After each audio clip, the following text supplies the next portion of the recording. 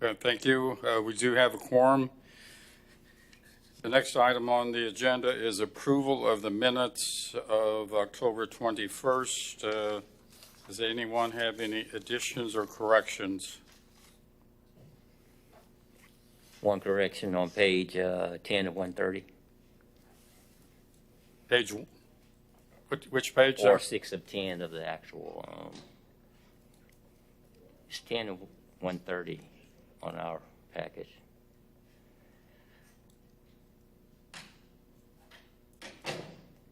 The last paragraph. First sentence. Currently us should be currently is. Madam Secretary, did you get that?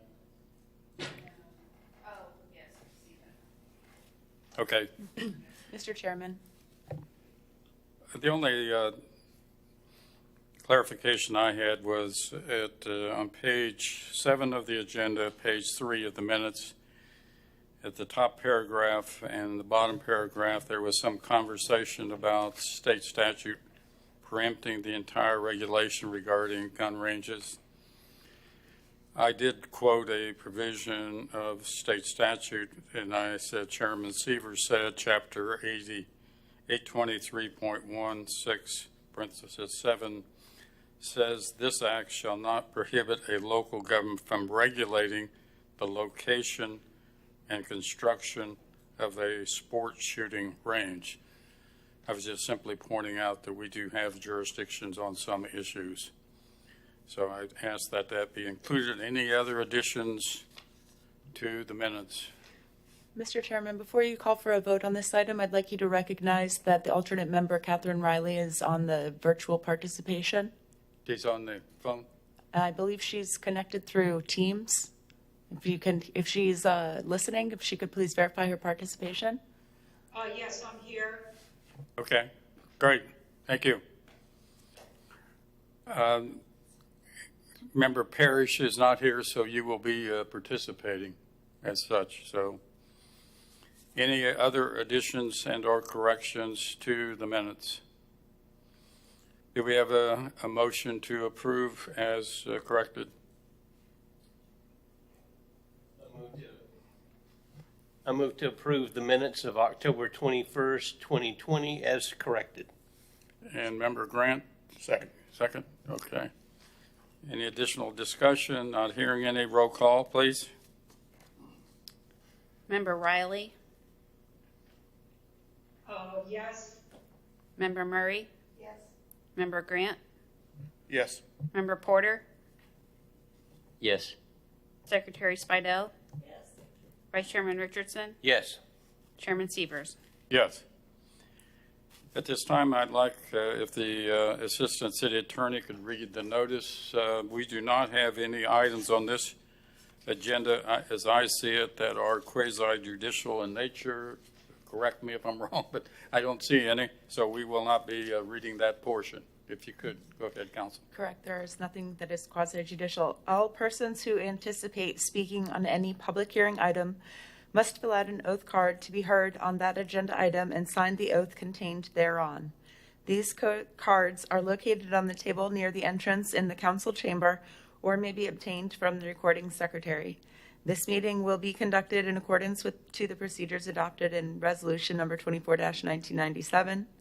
Those speaking in favor of a request will be heard first, those opposed will be heard second, and those who wish to make a public comment on the item will speak third. The applicant may make a brief rebuttal if necessary. A representative from either side, for or against, may cross-examine a witness. Anyone who speaks is considered a witness. If you have photographs, sketches, or documents that you desire for the commission to consider, they must be submitted into evidence and will be retained by the city. Please submit such exhibits to the recording secretary. Thank you. We have no consent agenda items. Item 8A, Townhouse Ordinance. Review the ordinance and make a recommendation to City Council. Staff? Thank you. This was an ordinance that was tabled at the October 21st meeting. Commission requested staff to continue researching the purpose of the 5-acre townhome requirement. Currently in the R2 and R3 zoning districts, there is a minimum 5-acre lot size requirement for the development of townhomes. Staff has been unable to determine the reason for the requirement. Attached to you all's agenda packets for review is the research of previous ordinance and amendments, a map of parcels zoned R2 and R3 that are less than 5 acres, and examples of developments that are multifamily apartments or condominiums and townhomes. The 5-acre townhome minimum was originally adopted in 1997, along with the adoption of patio home developments. Thank you. Any member have a question of staff at this time? Do we have any? Yes, Member Murray. Just a clarification, not being here and watching the tape, there was a reference in how many could fit on a 2.93 acre lot, and the calculation would actually be 15 or less. I know it came up at a much higher number than that, but based on the restrictions for R3, it is not as many as was quoted in the last meeting. Does staff have a clarification or comment concerning that? Commissioner Mary, can you explain how you came to that? When you read the R3 zoning, 50% of the land can be used for the actual housing units. And of course, the rest would be pervious payment and so on and so forth. But based on that calculation, it's 15 that I came up with. Let me flip back a page and make sure I'm reading the right one. Oh, it's 15 per acre, so 28 units. Thank you for the correct. So the max you could have on that is 28 units without some type of a variance. And I believe it was quoted at 43 in the last meeting. I think it was also said at the last meeting that that is the first maximum for the comprehensive plan and the code, but then also considering design parameters in the zoning district, it does start to bring down that number. So yeah, we'll concur with it, but I won't concur with the exact number that you've estimated without doing our estimate ourselves. But based on minimum lot sizes, the requirements for stormwater, that does start eating up into the land and then starts reducing the number of actual units.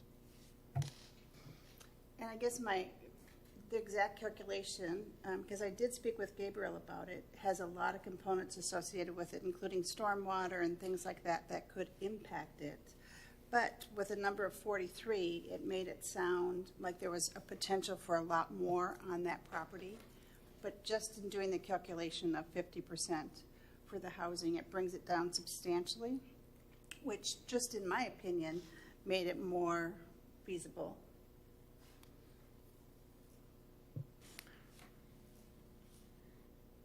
Okay, Member Grant, do you have a question? I have a question. Okay, Sure. go ahead. Looking at the land development regulation 59 I guess page 59-24. It says that patio homes and townhouses are, let's see here, make sure I get it right, shall have 5-acre minimums. Is that true today about the patio homes?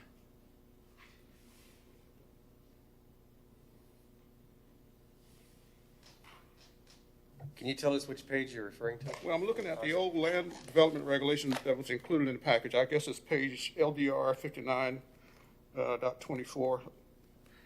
I'm not sure if you'll be able to find it, but it was a part of the package. And it says, minimum land area for patio homes and townhouse developments shall be 5 acres. And I'm just wondering whether that holds true today for patio homes.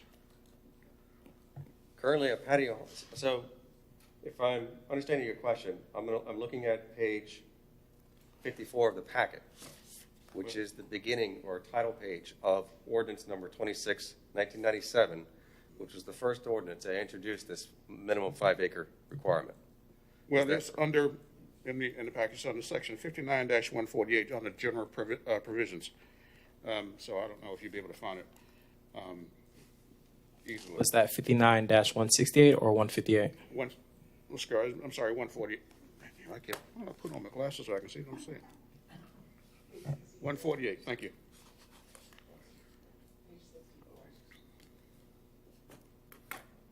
I'm just curious, you know, because I looked all over this package, and the only thing I could see really that talked about the zone districts where townhouses is required is, I believe, R3s. Correct me if I'm wrong. So in the R3, the multifamily zoning district, R3 and R2. I know it says, excuse me, I don't know to interrupt Sure, you. I go know ahead. it says that in the new ordinance, and it may even say it in the old ordinance, but I wish I could find it. I could only find it highlighted in one area where it said R3 only. There's a reason for that. So what we found was in 1997, in those particular two zoning districts, a patio home development, which is defined in the code as a house on a lot that has one side with a 0 setback. Small lots basically is how they've been developed. And then townhomes. In 97, this requirement was adopted with this ordinance for both of those types of uses. Patio home developments were essentially single-family homes, or a type of single-family home, and townhomes. We couldn't find a reason why that particular 5-acre minimum was put in there. I can only assume it was related to patio homes, because 10 years later, there was an ordinance that was adopted as a result of some concern by the citizens or someone, or maybe city council at the time, that patio homes was not the kind of development that we wanted to allow in the city, and it was specifically deleted and removed from those two zoning districts, leaving townhomes as the only option. So a subsequent ordinance actually removed patio homes, but did not address the 5-acre minimum for townhomes. And then in 2015, we restructured the code. I think some of you, I don't think all the members were here at that time, but we just carried over that condition. It was always there. We never questioned why at that time until recently when a potential developer came in to ask about that. Thank you. Okay, any other questions of staff? Do we have any cards on this item? No, sir. Okay.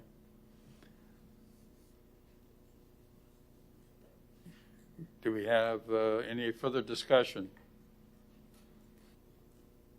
Not hearing any. Do we have a motion on the item?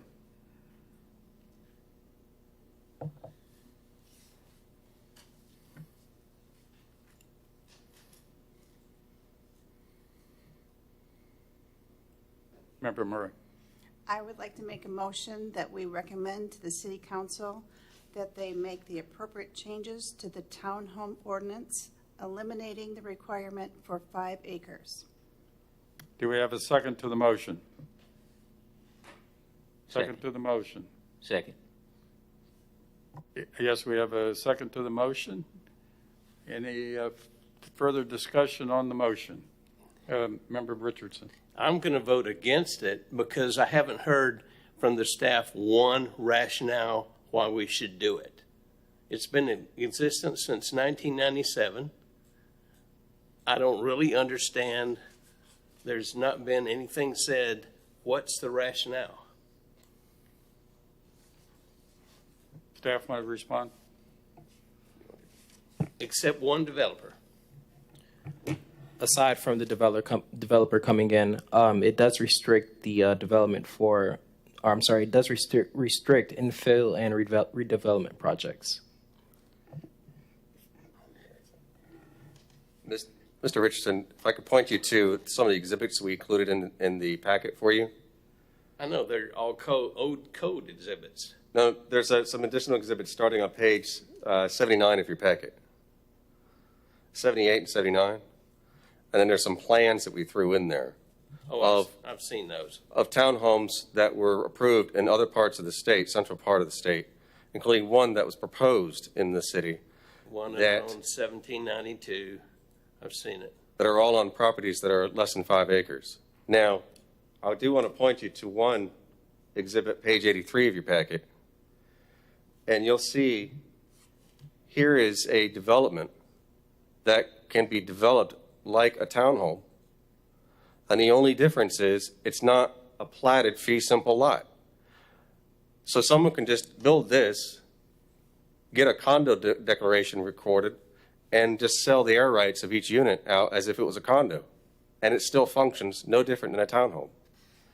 So from a planning perspective, there's no compelling reason to have a minimum lot size for a townhome development. A townhome development is just defined by statute as a platted subdivision, basically, where everybody's sharing the same walls. It's similar to a duplex. It's just more units a part of the building. But an apartment complex can be built and designed like a townhome, but not actually be platted. So it just, from a planning perspective, just we don't see the difference. Page 78 is an image of a townhome that we found on the West Coast. We applied it in an area in the city. They could plat that. They don't have to plat it. But the moment they decide to plat it, it has to be 5 acres. But if they don't plat it, they can make it any size they want. And so right now, we just don't see the reason for that. I do want to point out, too, and I'm glad it was pointed out to us yesterday, there are other parts of our city that allow townhomes, regardless of the size of the lot, in a different zoning district. If you look at the draft ordinance on page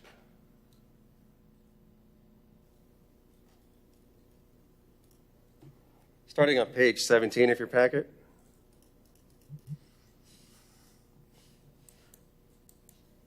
on page 18 are all the conditions of the use that you have to abide by in order to develop establish a new townhome use in a particular zoning district. And you can see under paragraph C there at the top, that's for the R2 and R3. If you want to put a townhome in the R2 and R3, right now you have to have an acre, minimum acreage of 5 acres. But if you do it in the downtown, you don't have that minimum. If you do it in the shoreline mixed-use zoning district, you don't have that minimum. If you do it in the urban village zoning district, you also don't have that minimum. And in the Indian River City neighborhood residential zoning district.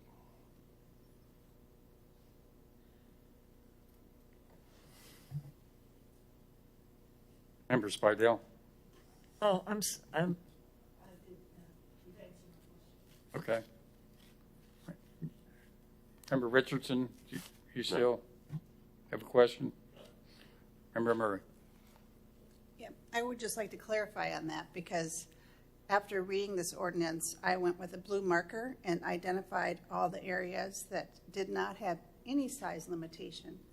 So it's not that it's 2 acres or anything else. All of those mixed use designations he just spoke about, there's no restriction on it. So it already exists in the city. And it was amazing when I went through and did my little highlighter. It's significant as far as where you can build a townhouse without any limitation. So there's a precedence, in my opinion, for this to already occur.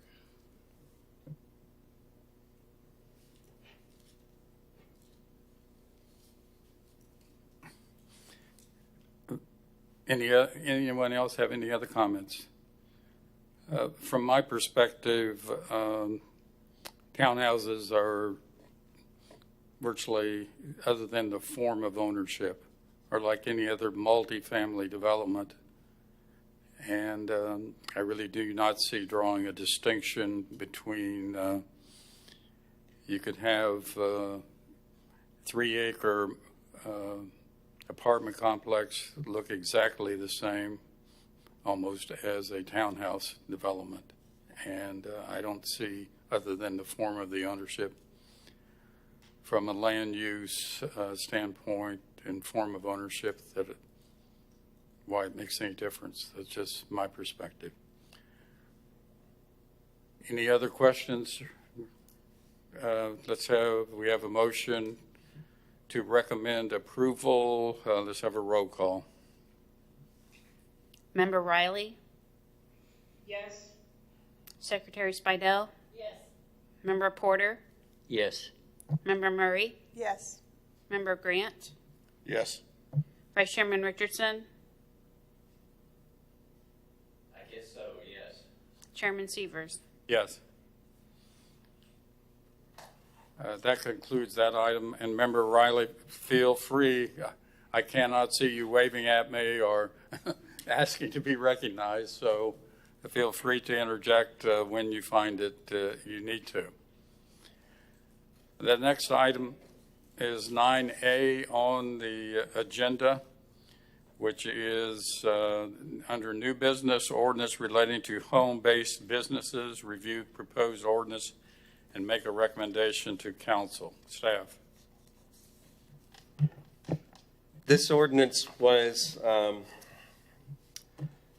at the request of City Council, we received, or the City Council received a request from a citizen who was rejected or denied a BTR, a business tax receipt, for a home-based business, for a salon or hairstyling use at a single-family home. Before I go into describing the ordinance, I do want to point, I'm going to skip around just a little bit in this agenda item because I want to give you some context of why we are here.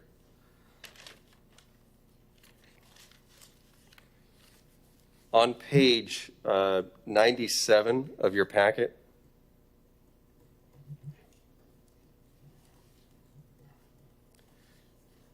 you will see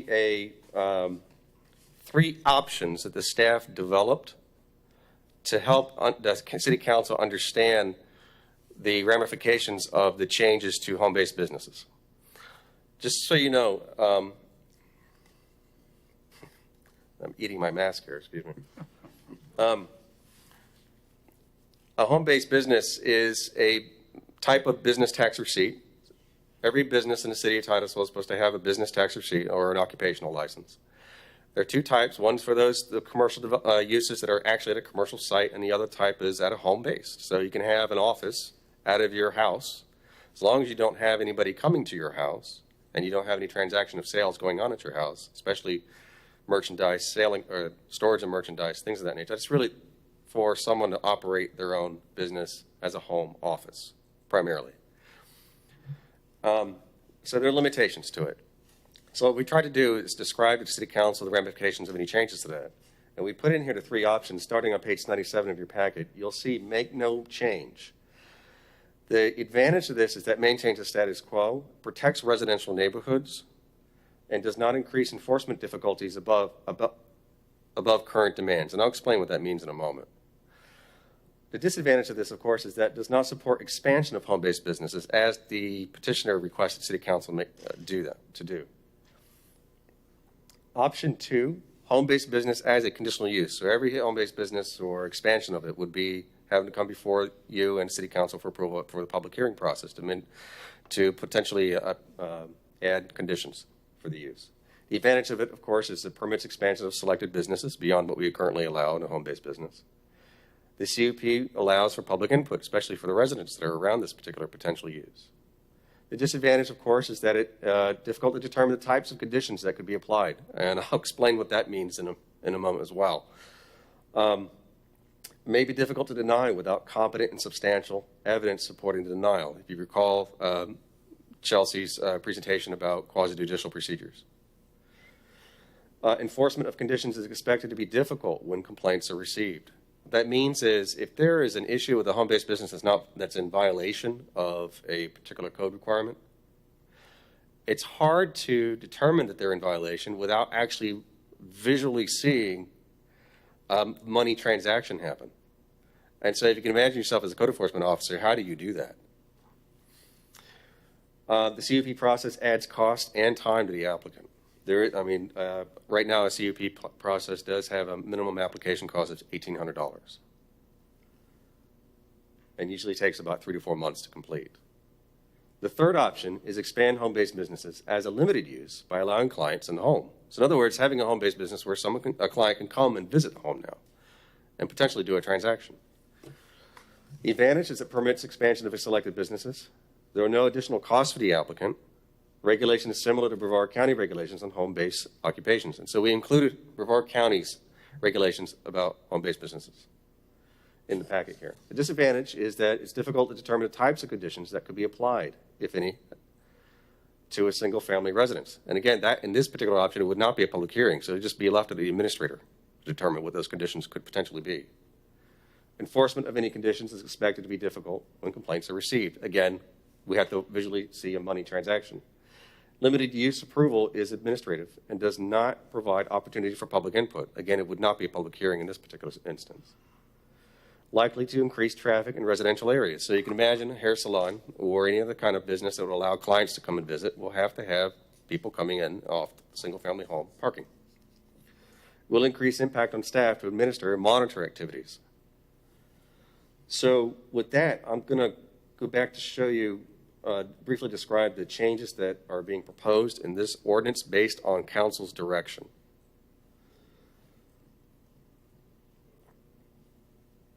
If you go back to the packet, the agenda cover sheet, which is on page 85 of your packet,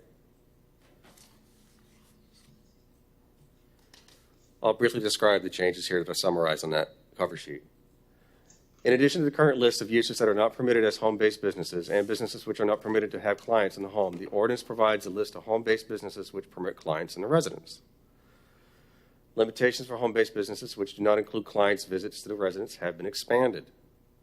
These portions of I won't go into, I'll show you what those portions are. The remainder of section 4 is underlined because it has been moved. So there is a portion of this that's just been moved. It hasn't been deleted. And I'll point that out in a moment. Section 5 of the ordinance provides a limitation for home-based businesses for which clients are permitted on site. Section 6 amends the list of prohibited uses to remove beauty salons and barber hair styling shops. Currently, a beauty salon and a barber hair styling shop is a prohibited use as a home-based business. So this ordinance will allow it now. It does add taxidermy as a particular business that is going to be prohibited. Currently, it's not listed as a prohibited business. So the staff is just recommending that that be added as a prohibited use for a home-based business. Sections 9 through 11 are additional language related to renewal, verification, and enforcement of home-based businesses. And then 12 states the administrator may require any home-based business to obtain a conditional use based upon the proposed use or any site-specific factor. I'll point that out in a moment as well. So if you go to page 88 of your packet, you'll see the red line strike-through version of this ordinance. You'll see the definition of a home-based business. It establishes 3 categories. So right now there are 2 categories. There's a list of prohibited uses that are not allowed to be permitted, or you can't get a BTR for it as a home-based business. And then the second category is, as long as it's just a use that you conduct at your home without anybody needing to come to your house, then that's the second category. That's what's permitted as a BT. As a home-based business. Those are the 2 current categories we have right now. It's either prohibited or permitted. The third category is permitted and allows people to come to your home. And that's what's being added here, is this third category. And this third category is the beauty salon.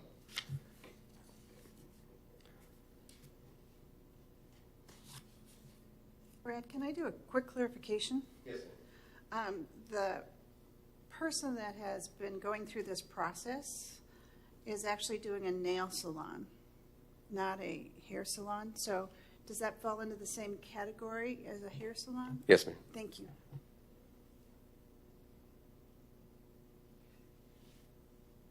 So the ordinance as established here, let me just point out one thing. There is what we've highlighted, some key points to the changes that are being proposed in this ordinance. And you'll see on page 88 of your packet that language there that's highlighted in yellow. No home-based business shall interfere with the residential uses of adjoining property. So that's a condition.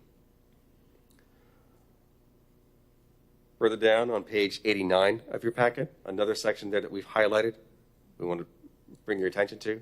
There should be no commodity sold upon the premises in connection with such home-based business. So in the event that this is approved and you have a hair salon or a nail salon being allowed at a single-family residence, no transaction or sale of products is supposed to be there.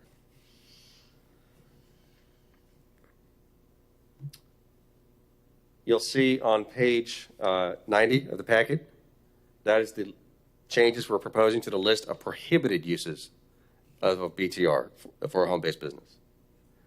And you see that beauty salons and barber hairstyling shops are being deleted, so that means now they're permitted. And then taxidermy is a use that we're adding as a prohibited use.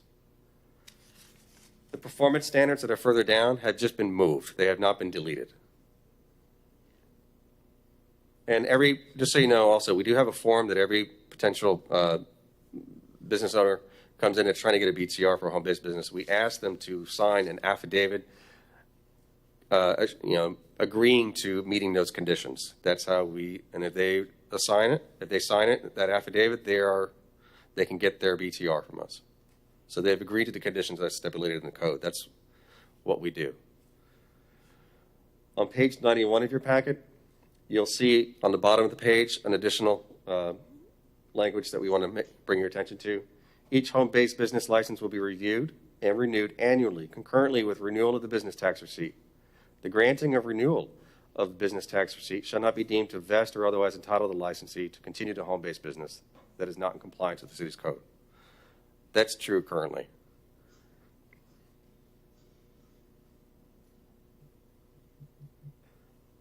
The last one, number 12, on page 92 of your packet, states the administrator may require that any home-based business obtain a conditional use permit based upon the proposed use or any site-specific factor. So it leaves it up to the administrator to determine whether that particular home-based business that's being requested, that may not be listed here, or it is listed but may have some extenuating circumstances that are unique to that particular property. The administrator has the determination, or can make the determination, based on what this language is saying, to make the call that they have to go through a conditional use permit. Brad, Yes, ma'am. I just have a question. You said the third use is where you can have people come to your home in conjunction with your home business. Well, is there any limitation on how many you can have come at one time?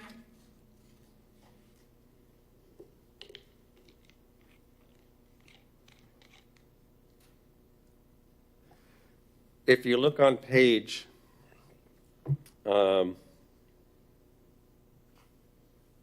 89 of your packet, you'll see paragraph 5, home-based businesses, clients allowed on site. And there are several conditions there. All of these conditions together will help limit the number of people coming in and off the property. For example, hours of operation. Paragraph C there, the home-based business shall not generate pedestrian or vehicular traffic in greater volumes than normally for a residential neighborhood. So it doesn't give you, it doesn't quantify an exact number. It just says that the use should be accessory to the primary use, which is the home itself, and should not generate more traffic than a standard home. On the next page there, on page 90 at the top, additional conditions. The use shall not require an off-street parking area for more than 2 motor vehicles. That's currently the case right now. We require a minimum of 2 vehicle spaces be included with any new single-family detached residential home permit anyway. So it's not asking that you create an additional parking space. So the house should not operate any more intense than it already has been approved. I'm sorry, go ahead. E, okay, so on paragraph E in the same page, page 90, no more than 1 vehicle of any business customer or client may park at the location of the home-based business at any time. I think that answers your question.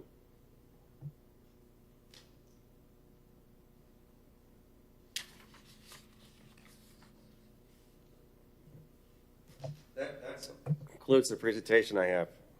I'll try and answer any questions you have.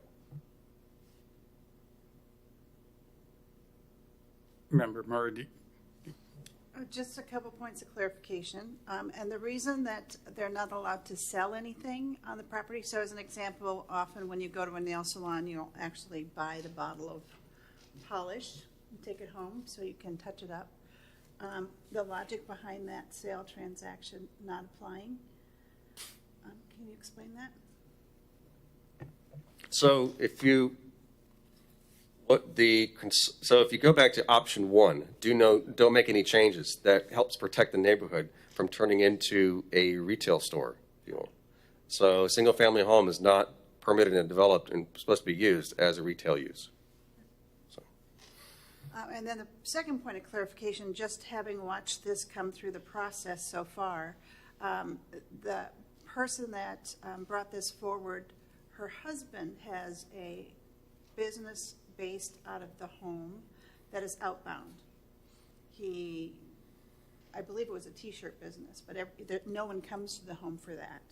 It's traditional business. There's no conflict, because there's a couple statements in here that refer to it being the only business. So there's no conflict with the fact that her husband has that business also in the home? I'm not aware of an existing home-based business at that property.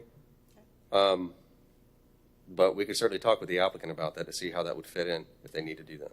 Yeah, it just happened to be mentioned. And then the final question is, she has bought a separate building on the property and put that building there for these services. And nothing in this conflicts with that? Because at one point in time it says it has to be within the dwelling, and so this is actually outside of the dwelling. Yes, the home-based business should not require you to have an extra structure or an extra office or building on the property. But it can. Technically, the home-based business is supposed to be occur within the same footprint of the permitted single-family home.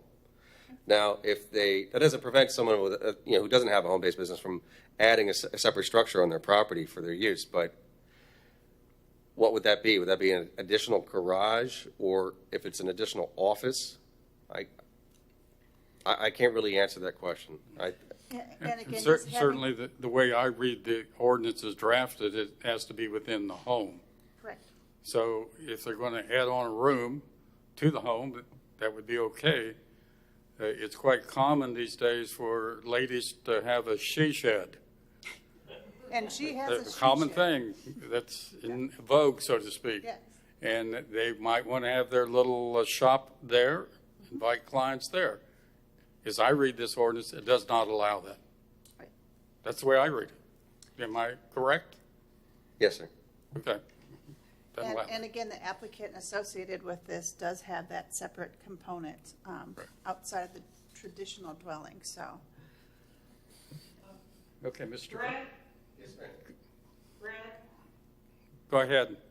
could I ask you about how many home businesses are there now currently operating in Titusville? And how many more do you think we would have if this ordinance was approved? Well, to answer your first question, how many do we have in the city right now? I used to know until we transferred to our new permitting system, which has made it very difficult for us to be able to quantify that. But I can say that we have quite a lot of home-based business BTRs in the city.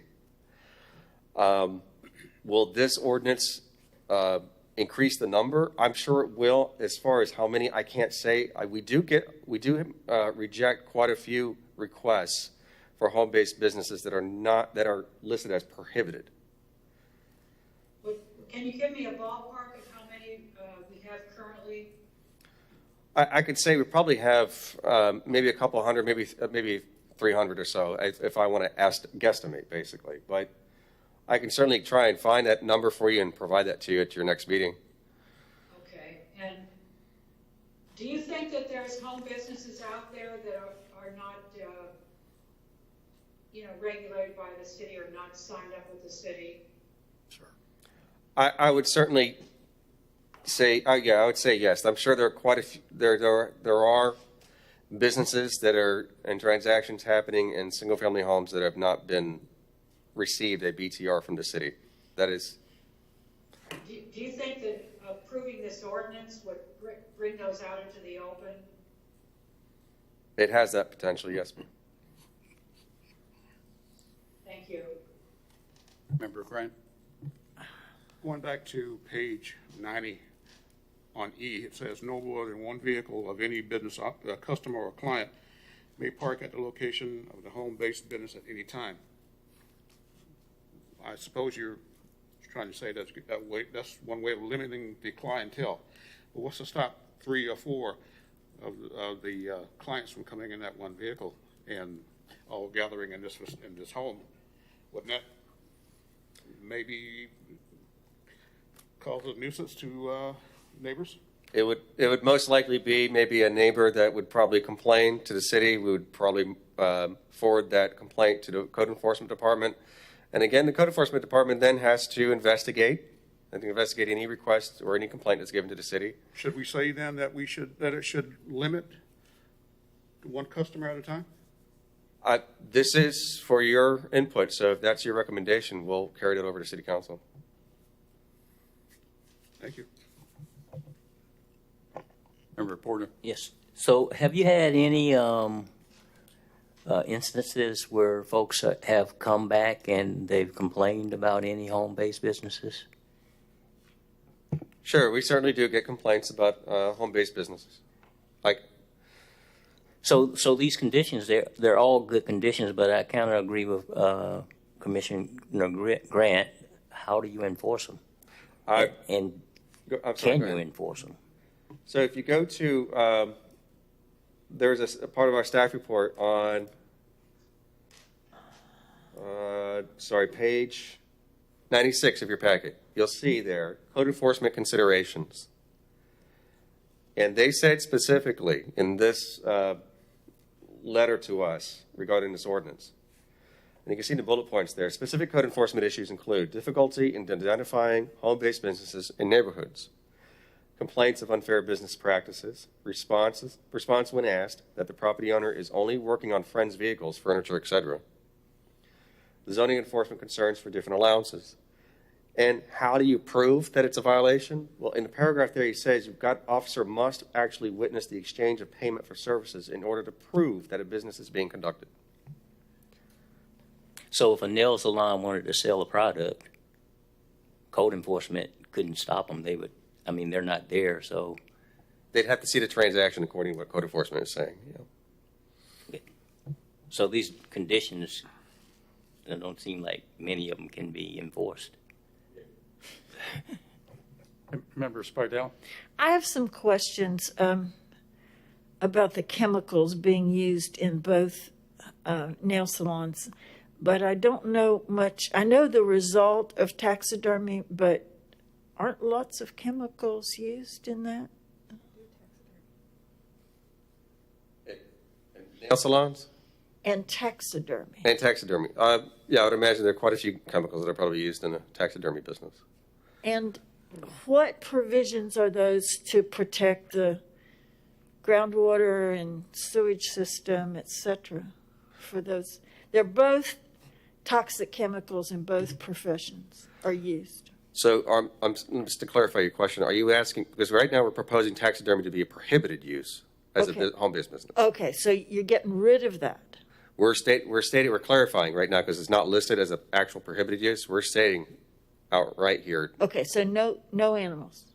no taxidermy use as a home-based Okay, business. so only nail salons and beauty parlors. Yes, ma'am. Okay. I stick with asking questions about the chemicals used in beauty parlors. I'm not sure I can answer that question. I think there may be another member who could probably give us better understanding of what chemicals are used in a beauty salon, but I know they must be regulated. And they do have to get state licenses for those types of businesses. I can certainly come back to you with information about that if that's your request. I just think it's a consideration. Member Richardson, you're reaching for your light, huh?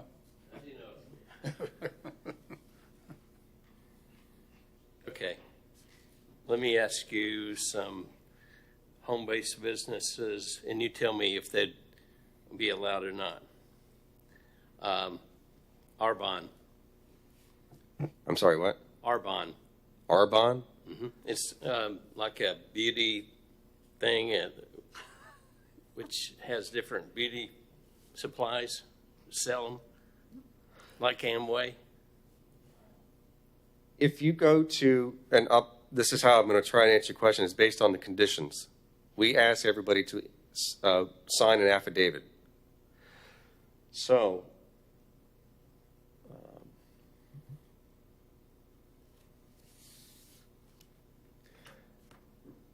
if you look on page 88 of your packet. Yeah, I saw that.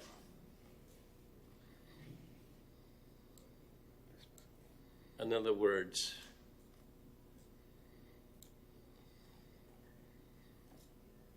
it would not be allowed? If we get, for example, someone coming in with a request to do a home-based business that is an office, strictly speaking, an office. If they sign the affidavit saying that they'll adhere to those conditions, that they will not have clients come to the site, that they will follow the conditions, that they will not have use the property for storage, that they'll use up to a maximum of number of square feet of the principal structure for the office use or for the home-based business use, and other conditions. We go by what they've given us and allow for the home-based business. However, if the business that they are asking the use is specifically listed as a prohibited use, then we have no option then to deny that request. So, for example, if they want to do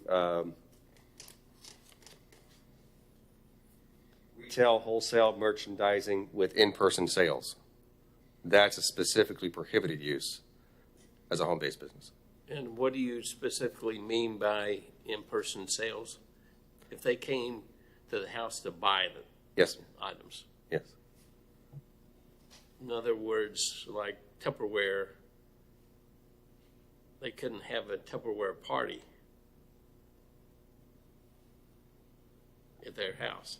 Think of this is it's supposed to be a daily business, like a retail center or an office at an office complex. Think of it that way. This is a permanent business. Permanent use. I think the pampered chef parties don't result in getting the product that night. I think you place an order and it's something that happens later, if that makes a difference in your Not analysis. really, but okay.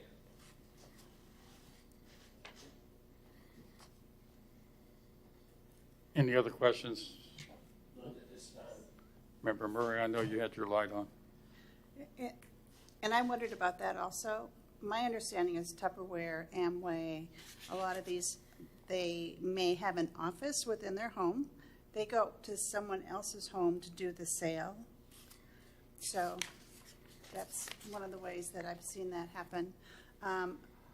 There is a prohibited under veterinary services, and yet I know that it's a common practice for dog groomers to groom within their home, and yet nothing, and it kind of goes back to what are they using and some of those type things. So is that currently, if it's not listed in either prohibited or not prohibited, how is that handled? We base we issue any business license based on the information that's provided to us by the applicant. That's the only thing we can go on.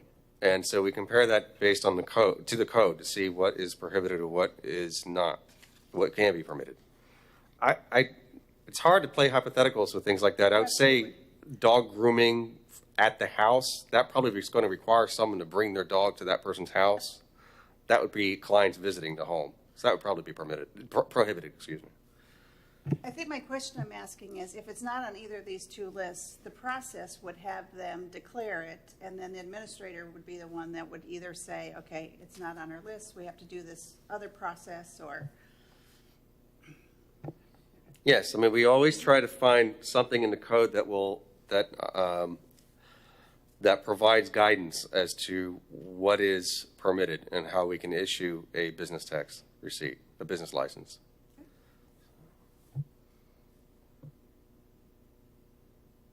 I have a number of concerns. Starting on page 89, where home-based business allows clients to come. I see primarily three categories there. We talked a lot about beauticians, nail technicians, but we also have private lessons such as, I assume, music lessons, swimming lessons. And then we list professional offices for architects, engineers, attorneys, interior design, etc. So we're saying if I'm an attorney and I want to open up my home to a home-based business, I can operate as an attorney from 8 a.m. to 8 p.m. Weekdays, every day of the week, and on weekends at different hours. Is that correct? Yes, sir. Pardon? Yes. Okay. I do not feel, my recollection of the young lady that appeared before council was only wanting to do things on a part-time basis, that she had a regular job, and she wanted to supplement her income by, after she got off her regular job, allowing a few people to come over to her house. As a matter of fact, she was talking about this accessory structure. That's originally was her concept. To do that, that request has migrated to people being able to have a full-time business 8 a.m. to 8 p.m. I cannot support, in essence, putting out of business all these commercial buildings in towns that rent out to attorneys, architects, engineers, consultants. I have no problem on a part-time basis, no more than 20 hours a week or 4 hours a day. But a full-time employment, I don't think, for our existing commercial individuals to be competing. I mean, there's countless barbershops that have offices, pay for rent for those, pay for everything. And I don't see that we should offer individuals basically to have a business full-time out of their home. So I can't support that at all. I don't, in these days and times, I understand people are struggling and maybe they need to help supplement their income a little bit on a part-time pay basis out of their home, and I can understand that. But to compete with regular businesses, I don't think it's right or fair to those. I mean, if I'm an attorney and I have a real estate closing, the buyer's going to come and the seller's going to come in their cars, and we're going to sign all the paperwork for the real estate closing, and the city's not going to know the difference that there was those two cars. So I think there's a lot of practical problems with having this ordinance, and if the city wants to allow home-based businesses with clients, it ought to be on a very limited basis, and restricting the hours, restricting the number of clients, etc. I really have a question, and let's respectfully suggest that the attorney should look at the administrator having the authority to require somebody to obtain a conditional use permit because they want to. I think you ought to be required to go through the conditional use process without any criteria, objective criteria, as to when that is invoked. It just leads itself wide open to problems, and I don't think, I would respectfully suggest the attorney should look at that that item. So those are some of my concerns. I personally don't have a problem with the she shed. I don't have a problem with that. But again, I think it would be on a very part-time, limited basis, and I'm not sure how far you want to broaden this.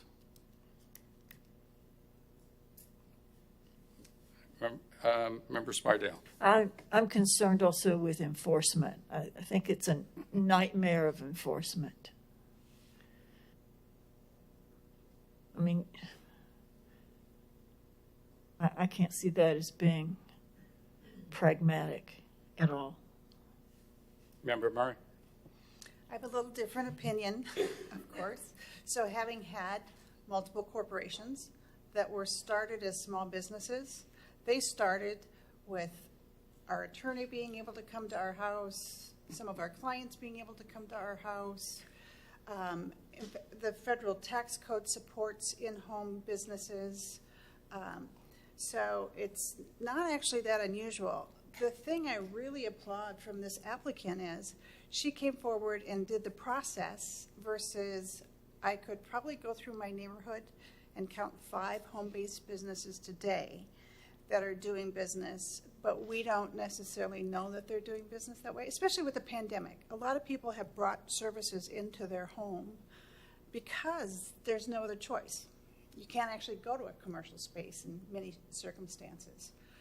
I can think of insurance agents and all kinds of folks that are having that come forward. I would rather have us know that that business is going on and have the appropriate licenses or taxes applied than to have it be under the table. And my concern is when we put lots and lots of restrictions outside of kind of normal business hours and reasonable expectations that this is not going to be 10 people showing up at once and, you know, reasonable things that we're actually doing a better service and potentially collecting more fees and taxes than having everything be under the table. And my concern right now is a lot is under the table because of we've prohibited so many things.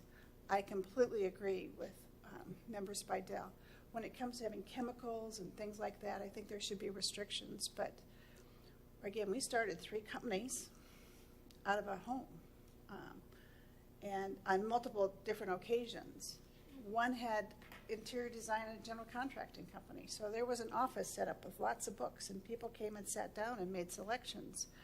We had an international importing company that, again, we had to have interface with other professionals.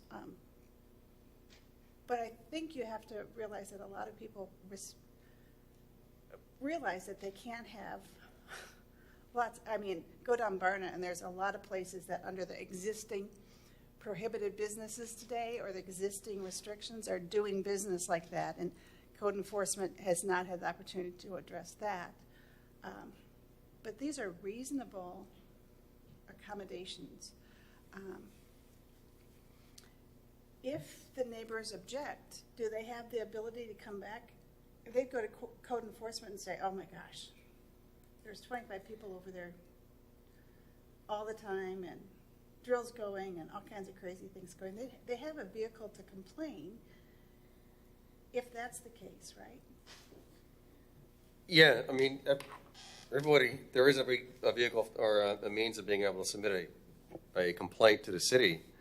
The issue for code enforcement is that their hands are kind of strung or tied up when it comes to if it is indeed a violation, proving it. So, you know, the car mechanic operating out of his house could, you know, maybe there's several vehicles there, but maybe when he's asked by code enforcement, as based on conversation with code enforcement, what they would say is, well, I'm just helping out a friend. How do you prove that that's a violation? How do you say that? And unless you see the actual transaction happening, then you know a business is happening there. Obviously, if they're having several vehicles there and it's an absolute nuisance there impacting the neighborhood, that would probably be just a nuisance issue as opposed to a home-based business violation. So it's very difficult, based on the conversations we had with code enforcement, with being able to enforce conditions like this. And that's why it's basically the way it's handled is that we ask the applicant to sign an affidavit ensuring that they agree that they will abide by the conditions. Let me give you another example. You can have an office for a business that might not necessarily be an attorney or an architect.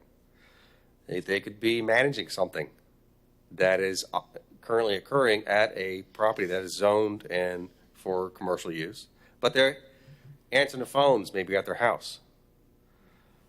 They tell us that the business is some kind of commercial retail And we'll tell them, are you really doing that at that property? And they say, well, no, I'm just answering the phones at my office. Nobody's coming to my house. Well, then it sounds like you're just doing an office. So they're probably, with that information to us, if they provide that information to us, we can only go based on the information they give us to determine whether it's permitted or not. And if they're telling us they're operating an office and they're going to adhere to the conditions, we have to issue the BTR, as long as they're not violating those conditions. And so we have to honor that, basically. Member Murray's question was specific to complaints after use has started, but I'd like y'all to look at page 97 of the agenda packet. The staff's first recommendation, of course, is do nothing, leave the code as is. And the second option is to operate as a conditional use, which would allow for public input and notice to the neighbors that the proposal would be changing the use at that residence. I haven't asked, but do we have any cards on this item? No, sir. Okay, want to make sure, since we've had a lot of our own discussion. Member Grant, did you have questions, sir? I can see where could be, if there was a violation, it could be unenforceable because you really, it's difficult to see. But looking at the zoning regulations from Brevard County, it seemed like everything that we've talked about here has been recognized. When it talks about toxic fumes and noise and dust and traffic.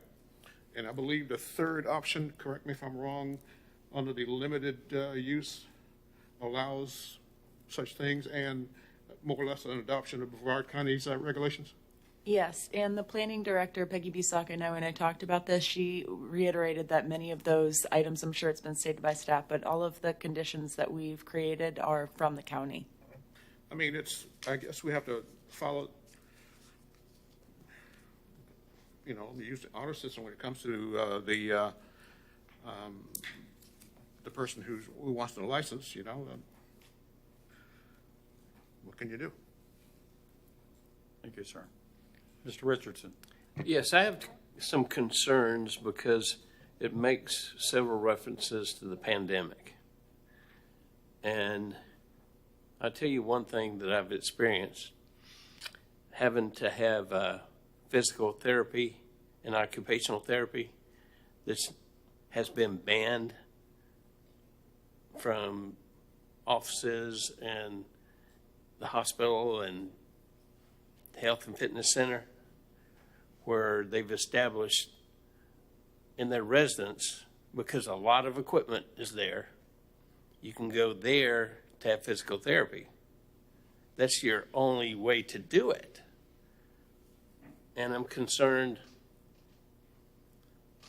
when it talks about medical doctors, dentists, chiropractors, other health care professionals. I'm concerned about that. Your concern is whether or not a massage therapist would fall? I'm talking about physical therapists. Physical. And occupational therapists. Physical therapists, for example, is the arms, well, the legs, and occupational therapist is the arms and the hand. Because the first 3 months of the pandemic, it was extremely hard for me to find anybody that could give me physical therapy. And now I have someone I go to in their home with equipment necessary, but I don't think you allow it. Currently, no. And I'm opposed to it. Member Murray, do you have another question? I just have a quick statement. I agree with Member Grant. There has to be an element of the honor system here. Yeah. We want to encourage people to start businesses. You hear it every day. Small businesses are the core of our economy coming back, and I trust my neighbors. I believe in the process. I do understand it could be challenging for code enforcement. I do believe, though, that if someone is becoming a nuisance, so there is 6 cars there, and there is noise there, and there are all of those things going on, we have vehicles to at least acknowledge it outside of a sales transaction. We can look at it from a nuisance perspective. But, and the second comment is, again, this woman went through the process. She did it the right way, and I think we have to applaud when people come forward and say, I want to do it the right way. I want to be above board. I want to be able to do whatever is necessary to license this business properly and encourage that behavior and not make it so difficult that, again, they just don't do it. They don't do it because it's too hard or it's too costly. In one of the city council meetings, they were talking about the $1,800 fee and then how many months in order to go through the planning and zoning and all of this kind of stuff. People are just going to be discouraged, and they're not going to start their own business if there's that many hurdles to overcome to be able to have 2 people come sit in my house. That's my concern. Mayor, Yes, go ahead. I in a way, I kind of disagree with a little bit what you said there when you're talking about the lady who started all this. She has a she shed. That's not part of her residence. It's separate. To me, that would require different permitting. I may be wrong, but it doesn't seem to me that that's entirely legal. She can't use it today, and I'm assuming as part of this process, she'd be told she couldn't use it, that she'd have to do this within her house. Yeah, within her home, yes. Yeah. I don't disagree with that statement. I think that is probably what's going to end up happening for her, but again, trying to do it in a certain way, I think she bought it thinking it was the better way to do it. And oops, now she's got a great storage shed. Well, she brought it before the council, but I don't think she told the council that she had her she shed. Member Spidell? I'd like clarification. So there are 3 ways to do this: the status quo, as it is right now, or conditional, meaning that this lady who wants to do the nail salon in her home could apply for a conditional use permit. As the code is written now, or as we're proposing? As a proposal. So if this is adopted as written, she could potentially be allowed to do it permitted. On a conditional use permit? No, No. no. Only the conditional use permit would come into play if the administrator determines that there's some extenuating circumstances that are unique or unusual about this property that require a public hearing. Unfortunately, we don't have that's all it says. So it's pretty much up to the administrator to make that determination the way the code is, this proposed ordinance is written right now. Okay, so this is ironclad the way it's written right now with no conditional use. The draft ordinance that you see reflects number 3. That's on page 98 of your agenda packet. However, if this commission would like to make a recommendation different from number 3, such as number 2 or number 1, you may do so. And those are the reasons on the summary as to why you may choose number 1 or number 2, different from number 3 as it was presented in the draft ordinance. Okay, now I'm clear, maybe. Okay, thank you.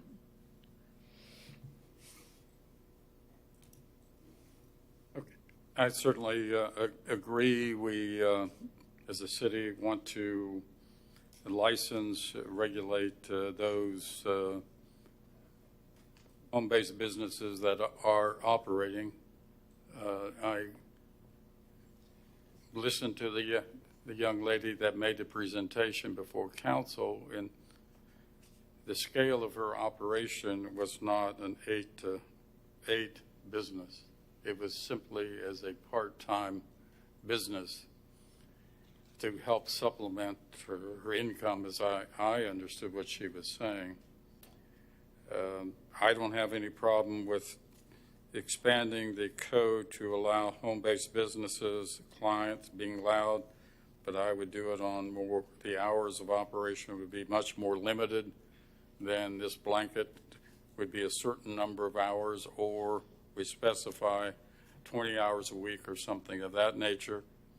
I still firmly don't think it's right that somebody can operate out of their home, their beauty salon, and others right down the street on Garden Street, on whatever street you want to look to, are paying the full rate to have a beauty salon as such. I don't think that is fair to our local businesses as such. But I don't want to likewise prohibit those who want to operate on a limited basis. I think Mr. Richardson's suggestion about therapists, whether it's occupational or physical, I know we've had the issue before about massage therapists wanting to be have clients in their home. We seem to draw a clear distinction between certain professional offices and medical offices, drawing that line there. So, what is the pleasure of the commission? Member Richardson. Yes, sir. Well, so you are in favor of option 3 with a limitation of hours, am I correct? Correct. A limited, I do not think they should be required to go through a conditional use process because of the time and expense involved on a part-time home-based business. Okay, I would agree. Can I ask a question? Let me see if Member Spidell, did you have a question? Yeah. Well, I'm still concerned about enforcement if it's number 3. I tend to certainly agree with your hours, but it's also saying that enforcement, being honorable and signing an affidavit that in all honesty abides by the criteria is one thing, but I had a very unfortunate thing happen at my residence that was very complicated to try to get it stopped. It was a property in front of me, What which became a city dump. Is this a owner occupant, or if I'm a tenant renting a home, can I apply for a home-based business?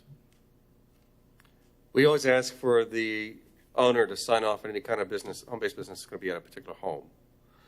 It's a good question whether we require that the owner of the property be residing in the property. I'm not sure how you confirm that, but that's a good question I could certainly ask our BTR staff. Okay. Member Murray? I guess I'm a little concerned about the comment of us being concerned about what's happening to the retail space down the street. I don't know that that's our purview necessarily. I think we got to be careful that we don't step in if the ordinance says we can have a home-based business,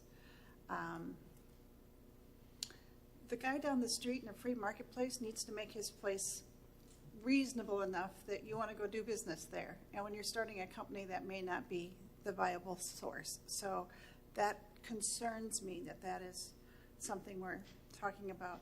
The second thing is, so this woman has come forward, she's currently employed full-time, she does this in the evening, and next week this pandemic or whatever else happens, and she loses her full-time job. And yet she has the ability to have an income. But we're saying you have an already established business in your home, but you can't do it full-time? That concerns me. As long as she's within appropriate business hours, I don't know that we can dictate how many hours a week a business can perform. I don't think that's a reasonable thing to put on, but that's just, again, my opinion. There's too many variables there that potentially would make that a viable business occurring. I do agree, Member Spidell, there's all kinds of awful circumstances that can happen, but having run 3 home-based businesses that then moved to commercial spaces that then turned into corporations, there's a lot of people doing great work, and let's give them the opportunity to start those companies or to provide a service. And I think there's a lot of services that aren't addressed here. This is a heck of a good start, as far as that. And I do agree with Member Grant, the she shed may be a problem, but that's something else to kind of deal with. But I just want to make it so that people have the opportunity to start these companies and get us back on track, and that we don't prohibit it too much. Well, I need to respectfully disagree. I think this Planning and Zoning Commission should be concerned about commercial properties, the viability of our commercial corridors, and that's part of our function, our responsibility through our land use plan, our regulations. So I disagree. I think we need to look at the big picture, how this may or may not impact businesses, because it can have an impact.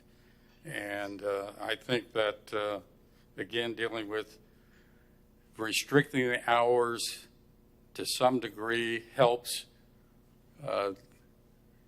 having less code enforcement issues. The more you open it up, the greater problems you're going to have. And that's my concern. Code enforcement has many problems with these issues in the past. I've been involved in those, prosecuting those once upon a time as well, so I'm familiar with that.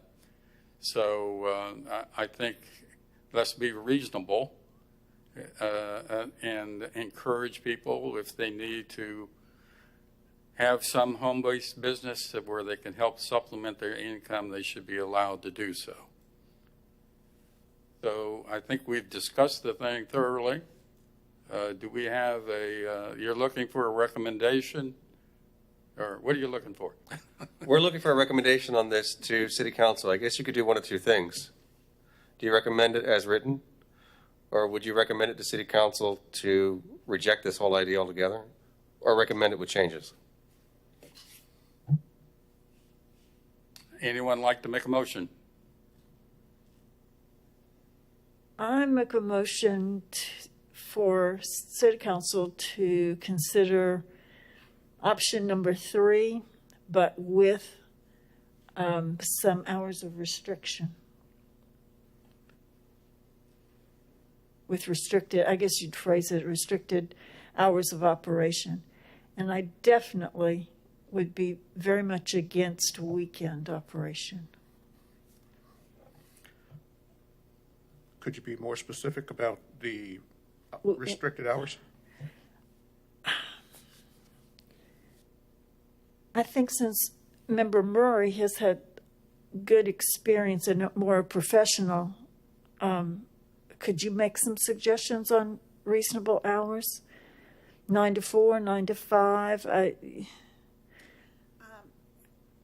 The caution I have, Member Spidell, is depending on the business, when we start putting parameters that are that narrow. I can understand that, Limits the yes. business. So as an example, one of the companies was interior design and general contracting, and often our clients would need to come to make a selection after they got off work at night. Yeah.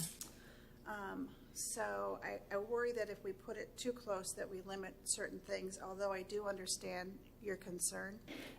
What do you think about limiting the hours per week to 20? Rather than a 40-hour week, 20, because individually you could make appointments that certainly would fit that criteria. I don't think it can be enforced. I do have a problem with enforcement. But I don't I'm know. very much against weekend hours when in a residential neighborhood. I agree with Chairman. 9 to 5 and 9 to 9 or 2. And to be frank, I can't support hours being lessened or saying that someone can't work in their home full-time. Having had the experience of starting 3 corporations that ended up being multi-million-dollar corporations at a desk in my basement. So I struggle with anything above and beyond some of these. And again, maybe because I had successful companies, I know that this can be done well. So I've had a lot of experience with those. And I honor your professionalism. Yes. I have seen other businesses that are not so professional. I see them today. I'm Yes. looking through those I glasses see most today. that are not too rosy. Okay. I will propose number 3 with reduced hours. And I would suggest a 20-hour week without weekend operation. It's just a proposal, right? Do we have a second to the motion? I second that. Okay, we have a second. Discussion on the motion. Member Richardson. Well, I understand, but I think putting those restrictions on it, particularly the weekend, depending on what their business is, that might be the best time to see clients when they're off work. And my other concern is, having been on code enforcement with Member Grant, we're creating a monster that code enforcement cannot enforce. But as Walter Cronkite would say, that's the way it is. Member Grant. Well, I agree with number 3 also, but to limit it to 20 hours a week, part-time, and no weekends doesn't seem quite fair. To me, if you're going to eliminate weekends, then make it 8-hour day, 5 days a week, but eliminate the weekends. I mean, it's only I just don't see how could it be fair to limit them to just 20 hours a week and no weekends. It just seems like it would be, you're not making enough to pay for the gas, if you know what I mean. Okay. Thank you. Member Murray. I would just like to remind us that we have an option of, instead of putting conditions, addressing concerns, which might then give the council an opportunity to discuss it further. And if I'm hearing this correctly, I hear 3 very distinct concerns. One major one that they need to acknowledge is code enforcement.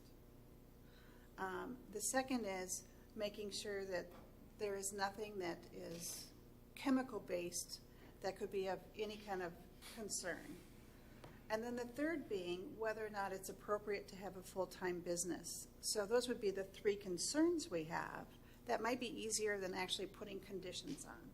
Just kind of throwing that out as a potential. Because again, I hear all of them and they're all legitimate. I just don't know that we have the answers for them without putting conditions on that I don't think that they'll have the right conversation about. They'll just kind of look at it and go, boom, not that condition. I want to have a discussion about code enforcement because 2 of you have been there and dealt with that, and I haven't. So it's hard for me to judge. Member Spidell, would you be willing to consider just amending your motion so that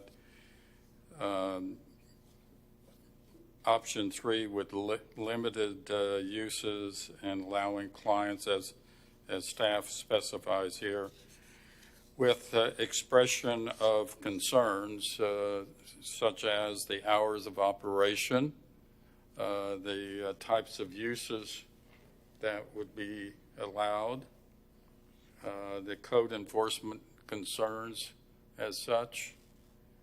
I think there was some other concerns that we mentioned. Auxiliary buildings. Yeah, well, Auxiliary building, competition from competition. from large. Anyone else have any other concerns that they have?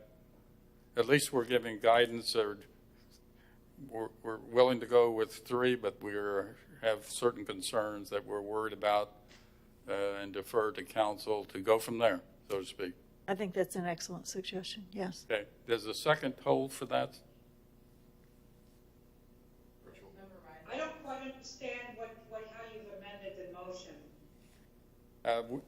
The motion would simply be that we would recommend that the council option number 3 to allow home-based businesses as a limited use with enumerating certain concerns that we have as a Planning and Zoning Commission, and it would include those that we have just named. And that would be a part of the motion. So instead of giving them the specific criteria, you would just be giving them the subject matter to look at? At this stage, yes, because I doubt whether we can reach a consensus otherwise. I'll accept that as a second. Okay, thank you. Any further discussion? Any further discussion? Let's have a roll call. Member Grant, Yes. Member Riley, Yes. Secretary Spidell. Yes. Member Murray, Yes. Vice Chairman Richardson. Yes. Member Porter, Yes. Chairman Severs. Yes. Is the next one, Brad, just as easy? Ordinance mobile vendors in public zoning. If you don't mind, if I may take 1 minute of a recess just to ask a question of the Certainly. on the next motion.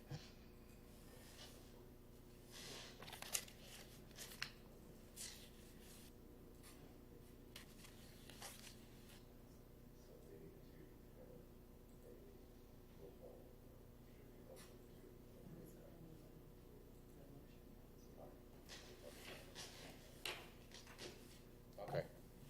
The next item.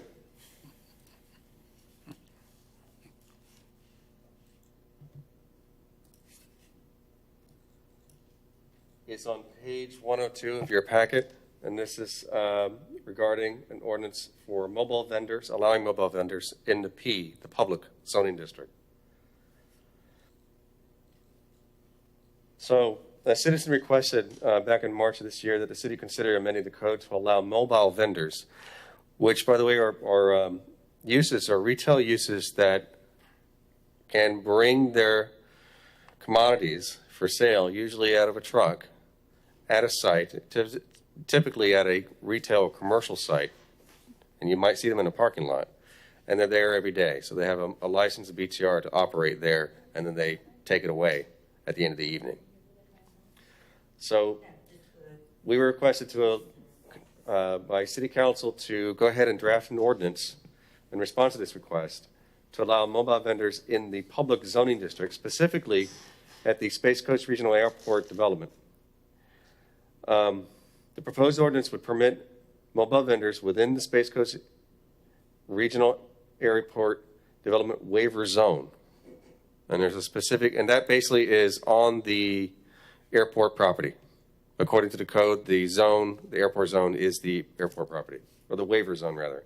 And what that means by waiver zone, it just means that the airport is exempt from certain land development regulations of our own. Based upon written confirmation from the Tyco Airport Authority that the location will not have adverse impacts to aviation operations. The ordinance has been reviewed by the Chief Executive of the Tyco Airport Authority, who supports the language, and the boundaries of the Space Coast Regional Airport Development Waiver Zone are coterminous with the boundaries of the airport. You'll see the ordinance beginning on page 104 of your packet. And so this is amending the business license section of the Code of Ordinances, mobile vendors, and so it'll allow a mobile vendor in this particular P zoning district. So paragraph C, you see there on page 104 of your packet, that's underlined, that says clarifying some language and references. The real language begins on page 105 of your packet. You'll see on the bottom there, an underlined red. Zoning districts in paragraph D there, where mobile vendors are allowed currently in the code, or in the shoreline mixed use, the community commercial, regional commercial, and so on. And so now in the red there, you'll see underlined, we are allowing it in the P zoning district, but specifically in the airport waiver zone. So there are other properties in the zoning, in the city rather, that have a P zoning district, but this is specific to P zoning and the Tyco Airport.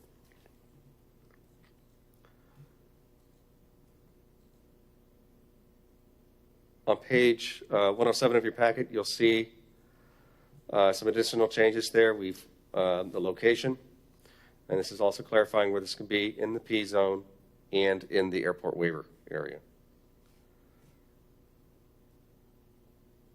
And with that, I'll try to answer any questions you have about this ordinance. Any questions of staff? Do we have any cards on this item? No, sir. Come back to the commission. Any commission members have any questions, comments, motions?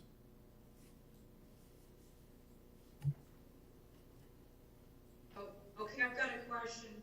Go ahead. Brad, Yes, ma'am. is this mainly for like food trucks? Yes. And it's just for Tyco Airport? It would be permitted on that property that is owned by Tyco, based on the airport waiver zone. And they themselves agree to it? They support this and have actually requested that this will go forward. Okay, thank you. Any more questions, Member Richardson? Therefore, I'll make a motion that we recommend the approval of ordinance 9B, mobile vendors in public zoning. Do we have a second? I second. Any discussion on the motion? Not seeing any, or hearing any? Roll call. Secretary Spidel, Yes. Member Porter, Yes. Member Murray, Yes. Member Riley, Yes, Vice Chairman Richardson. Yes. Member Grant, Yes. Chairman Severs. Yes. Next item, cottage homes, tiny homes. Staff. So this one is not an advertised item. This is just for your information. I'm just responding to some of the comments I received from you at your workshop earlier this summer, or back in August. You generally asked, it wasn't a unanimous vote or anything that was given to me. It was kind of just comments and from the public that this idea of tiny homes should be expanded to other areas in the city. So I try to respond to that. Based on discussion with staff, we determined to propose expanding it to specific zoning districts. So I'll refer you to page 113 of your packet, and you'll see the use table. And so this is where we would recommend or can propose allowing tiny homes. And if you remember, we had suggested tiny homes not be individual homes, but 5 homes minimum as part of a cottage development surrounding a common area. And then there'll be some other conditions with that as well, which I won't go into since I brought that up. I showed those to you last time. But we are proposing expanding it out to the high density single family zoning district that is the R1C. And there aren't very many properties in the city that have that particular zoning district. I'll refer you to a map that we included in the agenda as well. The multifamily zoning districts, R2 and R3. The RMH2, mobile home or manufactured home zoning district. And that would allow, in that particular zoning district, tiny homes on wheels. And then also in the urban mixed use zoning district. I do want to make a clarification on that same page there, further down on the conditions, paragraph C, and then paragraph 1, I should not have included RMH1. That actually should be removed. That's a typo. So we're proposing cottage homes, tiny homes as part of a cottage home development in the R1C, R2, R3, and UMU zoning districts on permanent foundation. Further down, on the next page, you will see we're proposing tiny homes inside the RMH2 manufactured housing park zoning district as a tiny house on wheels. We currently allow RV parks or RV trailer parks inside that zoning district, so we've thought that was consistent. We would require they be connected to water, to the city utilities, regardless of the zoning district they're in. I did get questions about the minimum size and the maximum size. The minimum size is 300 square feet. That was based on what the developer who came to us a couple of years ago asking about doing this ordinance, what they requested. That developer hasn't come back to us, so this is just an ordinance that's being presented to you because City Council, we have an outstanding advisability from City Council to do this. The maximum size of 600 square feet, I personally just came up with that because right now, our minimum size for a detached single-family home is 900 square feet in any zoning district.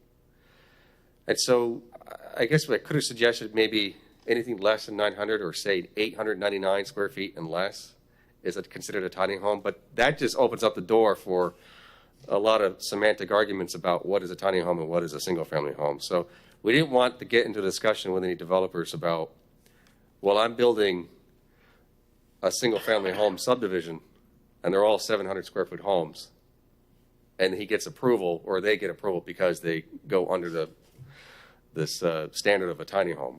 We didn't want that, so we just made max 600 square feet. I'm open to any input from you as to whether that should be increased or not, of course. I did include a condition there. You'll see in the bottom of page 114 of your packet, minimum building separation of 10 feet. And that includes any accessory structures, detached accessory structures. We would generally like to see accessory structures for storage located in a generalized common area, kind of like a parking lot. Parking lots have to be in common area. Garages, carports have to be in a common area.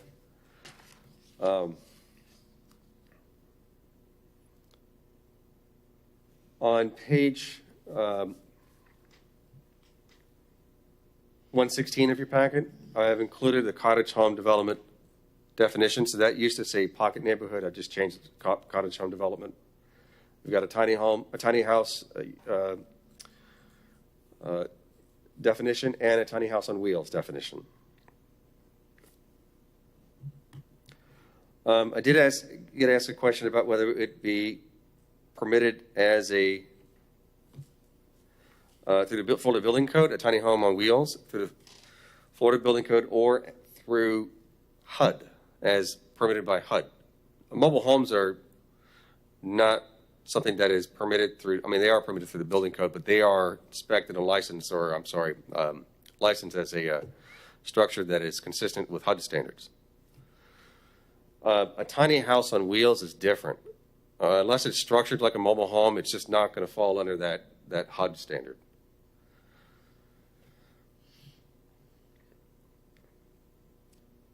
It did include a couple of maps. The first one on page 118 of your packet, I just asked our GIS staff to extract all the properties that have these zoning districts that we're proposing that this tiny home development could be permitted in, and just color code them by zoning district. And we included all properties, regardless if there's something on them or not, whether it's developed or not. Just whatever, if that zoning district appears, we just wanted to give you that map. The following map on page 119 shows those same properties, but now we eliminated the ones that have some development on. So on the map on page 119 only displays those properties that a tiny home would be allowed that are currently vacant. So you can get a general idea of where these potentially could be permitted based on the current zoning we have right now. With that, I'll try and answer any questions you have. If you do support this, we will bring it to City Council through the public hearing process. And again, it will come back to you again through the public hearing as well.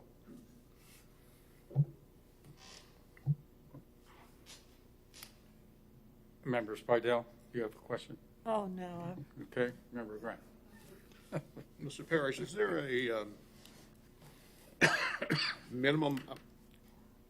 We'll go back to the tiny homes on wheels, because I believe in the first meeting, tiny homes on wheels wasn't allowed. It's allowed now. Is there a minimum amount of time where they can be connected to city utilities? Here's this scenario.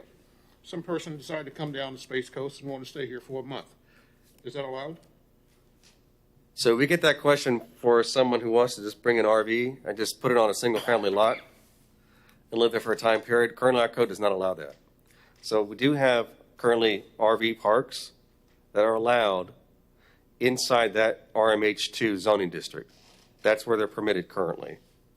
So they can come down, if there's an RV park in that zoning district that's permitted, they can come and stay there for however long that business would allow them to do it, yes. I'm not talking about an RV park. I'm talking about the spaces that you showed on the map here, where tiny homes are allowed, that I assume are RMH2 areas.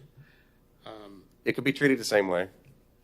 Yeah, so if they want, because we saw it consistent with an RV park, let's say an RV park business owner wants to allow tiny homes as part of the development or create a new development in that zoning district for tiny homes on wheels, I think it could be operated as a business like an RV park. So there's no minimum, or is there a minimum? There would be a minimum of 5 lots No, I mean, in that case. the minimum, the amount of time where you were required to stay on that lot. I'm saying. I don't think we would treat it any differently than the minimum that would be allowed for an RV park, which I don't think we have in our code for a minimum stay or a maximum stay for an RV park. I don't think we regulate that in our code. So if someone did the same thing with a tiny home in that same zoning district, tiny home on wheels, I don't think we would have that restriction, or at least we didn't propose that. I guess what I'm thinking is, if I had one of these, I'd be going from place to place, stay a couple of weeks and move on to the next place. I'm just wondering what that would do to our utilities in our city and, extra work. I'm just critical thinker, as someone once told me. It's a good question. It's something we can explore. Member Murray? That was one of the concerns I had, so I spoke with Brad about this. So when he was talking about the HUD requirements, so a mobile home, tiny house, mobile home, the difference between just tiny house on wheels, which in my opinion falls into that RV park, and one that would be sitting in a mobile home park is under HUD's guidelines, 400 square feet minimum. So one of the things that I was going to encourage was for us to look at that 400 square foot minimum for them on wheels, because then they fall into that mobile home situation. I think it's a whole different scenario when you're pulling it around the country and going fishing. And then the second element that I had a concern about was, and I mentioned to Brad, I looked at 51 different plans for tiny houses, and 300 square feet really is kind of almost a studio apartment size. New York, $1 million in New York, and you can have a tiny house.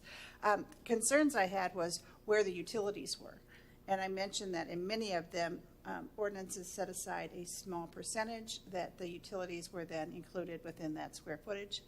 We had a great discussion, though, and we talked about them potentially being outside this 300 square foot dwelling. This is not the mobile ones. These are the ones that are permanently placed, and that those utilities, should they be outside, would have to be screened appropriately. Because again, it's a very little place. And then the max that I would like to see is 750 square feet. Again, just looking at all of these different options. I understand the challenge with what he was saying about a developer coming, but again, if this is parameters for cottages, I think that kind of alleviates that. So it would be either 400 square feet to 750 square feet, or whatever the appropriate mobile home park requirement is, or once it's on a foundation, it would be 300 square feet to 750 square feet with screening for any utilities that were outside, or a percentage inside, so that you didn't have your water heater and your condenser for your AC unit and stuff sitting outside of it. Those were my only two.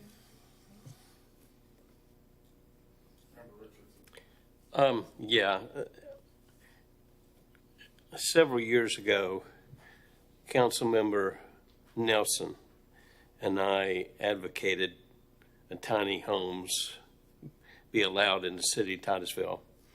And the original intent was for homeless veterans. it's since expanded because we've seen different areas, like in Orlando, tiny homes development, and several programs on HGTV have started Tiny Homes Nation and things like that, where people want a smaller house, a tiny house. And then alternate member Noah Copeland brought up that maybe we should call them cottage homes. So I like that. And this is a start. There's ordinances all around the country that we need to review to see if we would want to implement portions of them. And I think this is a good start. I think we've seriously got to take a look at the vacant land and whether it'd be allowed on these portions. But since we're just talking about it, it's not an ordinance that's going to be a pressing time that has to go before council. I like the ordinance, like this idea.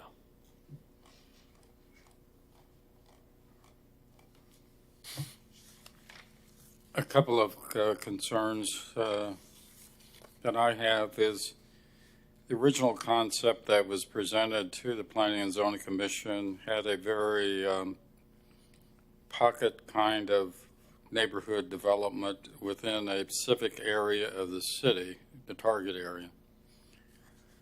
And there was expressions of concern about perhaps that was too small an area, or there might be other opportunities outside of the target area.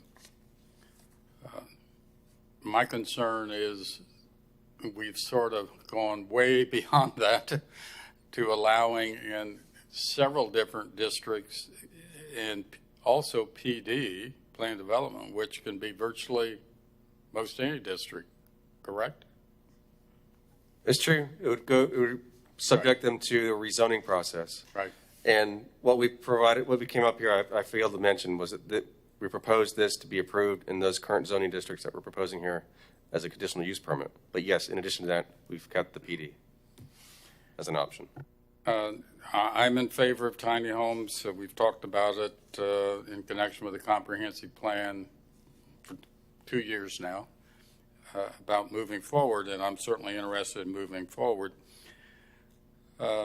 Under the subsection on 113C1A, what is the approximate size of the parcel that would be necessary to accommodate 5 residential dwellings, a common area of 6,500 square feet, and any of the other setback requirements? About what, and retention if that's required, about what size parcel are we talking about? So we did an estimate, assuming that you're meeting the minimum for stormwater requirements with illegal positive outfall and parking and setbacks for residential use, which requires a 20-foot landscape perimeter buffer and such, and all the other requirements. We believe that a minimum that would be required in order to allow this kind of development to be approved somewhere would be 2 acres. 2 acres? Yeah. That's just based on the design parameters I see here. If anything less than that, it's going to be very difficult for someone to be able to do this kind of development. Now, I didn't put that minimum in here this time around. I could certainly put it back if you'd like that. My thought is this, and certainly the rest of the commission may disagree with me, but I really would prefer starting off with the PD provision where it's a rezoning. I mentioned last time when we talked about that it ought to be a separate district, but we could encompass it within PD. And also a lot of the criteria that you have under conditional uses to be incorporated in the PD, because I think those are good criteria that should be considered in locating these during the review process of PD. And whether or not the track was R1C R3 or whatever it was, then it's the rezoning process, and we specifically look at it and make an application, and that theoretically could occur in lots of areas. But I have a concern, for example, R1C, property out at the intersection of I-95 and Garden Street, which is Brookshire, is R1C. You have it highlighted there in green as such. I would prefer a different process, and I guess that's primarily my concerns or comments. You did say that last time about maybe tailoring or coming up with a new zoning district. We thought about that, and that's why we went with the conditional use permit. We can go back to what we originally proposed in a more restricted way, or limiting the areas where PED for cottage homes could be permitted, as opposed to allowing them anywhere a PED might be permitted. So we could, if I would like to make a suggestion, if going down your suggestion where going back to using the PD, but refer to the map that we have created here, but only to certain zoning districts, not all of them that we've proposed here. So maybe a cottage home could be permitted through the PD process where properties are currently zoned multifamily. Would that be a suggestion, or be something that you? I think that's. I think that coupled with the PD process has enough checks and balances is where we can encourage the development, and likewise checks and balances to protect the neighborhood if that situation would arise. Okay. That's just my suggestion. The rezoning process does give you more scrutiny as opposed to the conditional use permit process. I think you have some good criteria in here. I compliment you for that, sir. Okay? It, I think, could be incorporated into the PD process. Okay. Anyone else have any comments? It seemed to me we're brainstorming, making comments and suggestions. Anyone else have any? Yes, Member Burke. So did I just hear you say that you were going to restrict the zoning areas? Excuse me. I was just suggesting that in response to Chairman Seaver's concerns that we could go back to the original approval process that we proposed as a PD, but to continue to allow it in a more expanded area, maybe only expand it out to those properties that are currently zoned as multifamily. So that would exclude anything I'm suggesting here tonight as single family. So there's property up my house would be Harrison and Park. And I thought it was R1C. Maybe I have that wrong. It's multifamily. Multifamily. Yeah. So that would apply here, and that's, thank you. Any other Member Richardson? Yes, sir. So we're not required to make a recommendation or a motion of any kind? It's because it's not a public hearing. It's not an advertised item. That's up to you. I would certainly welcome any kind of consensus from you so that we know what to bring to City Council, but we can take comments too. I'd agree with the comments Chairman Seavers made.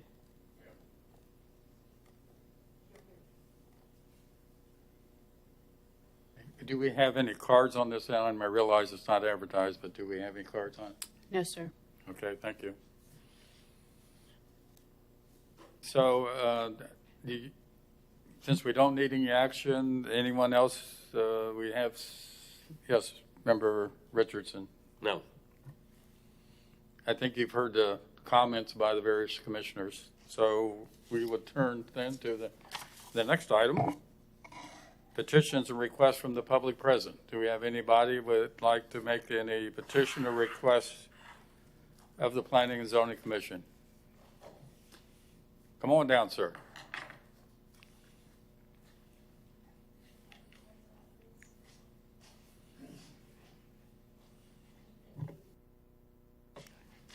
Mr. Severs and ladies and gentlemen of the planning and zoning. I'm up here tonight. I want to find out how to change the name of a street. Have you talked to staff at all about that? I don't know who staff is. Every time you get, Well, I was going to talk to the city council, but the vice mayor, he was more worried about hunting hogs than he did anything. So I just told him I'd come up here and see y'all. Okay.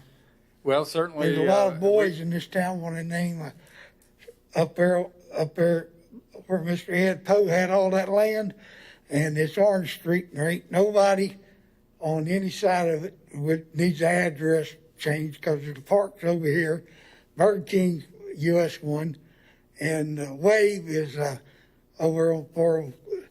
So we want to name that after Mr. Poe because he was a straight shooter, and there's a lot of boys. I was born and raised on Indian River Avenue, and there's a lot of people that live on Indian River Avenue I know, and Indian River Drive, there's a lot of lawyers and doctors, and Mr. McCarty, he had another business up there, and I got a film that Mr. Poe made. He said there was 3 guys that one was Mr. McCarty and Mr. Nelson that had all that pumped in there, and my mother and father knew him, and my mother asked me before she died would I look into having something done for him because he was a straight shooter. And I watch y'all every other Wednesday night, and I know some of you. I know most of you are straight shooters, and I want something to happen that when I go to City Hall, they ain't got to make a joke about the way I'm dressed because I just had a double bypass heart. It had an eye operation today, and I'm there to do business. I ain't there to, like some guys, they just let there and run their mouth at them, and I mean business. We appreciate that, sir. Okay. We appreciate that. Is there any Mr. way Parrish, do you have? you hook me up for the next next city mayor's meeting, or what you want to call it? Mr. Brinson and I did meet before the meeting, so we did discuss this, and I'd be happy to help you out with the application process. There is a process, so I'll give you a call and we can meet and discuss that. I appreciate it. Yes, sir. Thank y'all. And I agree with you 100% about Mr. Poe. He was a fine gentleman. Yeah, he was. Very much so. Okay. Any other petitions or requests from the public? Next is the Chairman city. Severs. I'll need a card from him.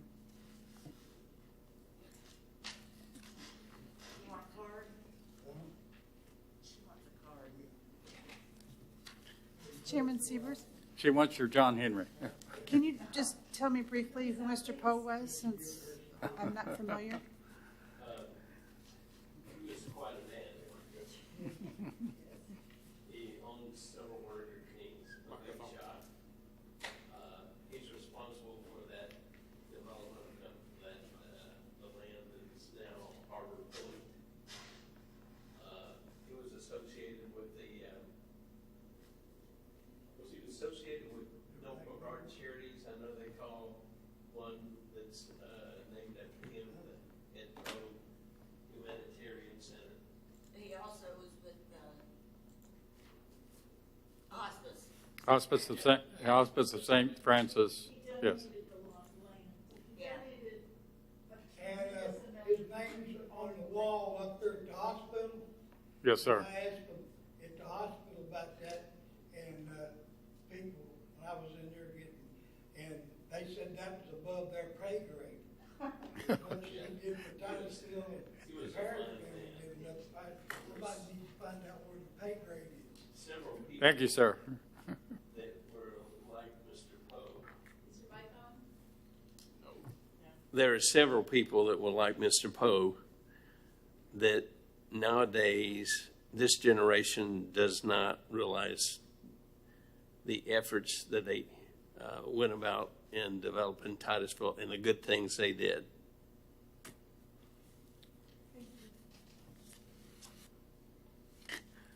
Okay. Now we're under report, City Council summary of action. You see the report as far as the action taken at the last meeting. Any comments by staff on it? No, sir. I see they did accept, council did accept our 2 additions or recommendations on the gun range that we had recommended. City staff, any reports? No, sir. City attorney? Oh, you have I'm sorry. something? I just Okay. remembered one thing, actually. We would like to hold a workshop with you at your next meeting at 5 p.m. about the tree ordinance. Would you agree to that? We'll go ahead and schedule it.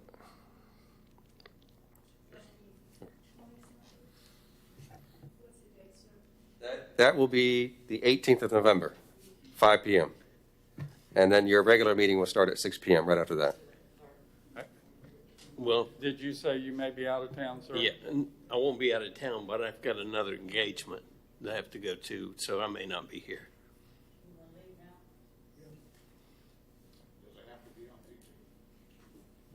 We can accommodate a different date if you like. I Don't think, change the dates just for me. You know, I think it might be a good idea to move it to the next meeting. That would be Wednesday, December 2nd, and that'll be your last meeting of the year. Okay.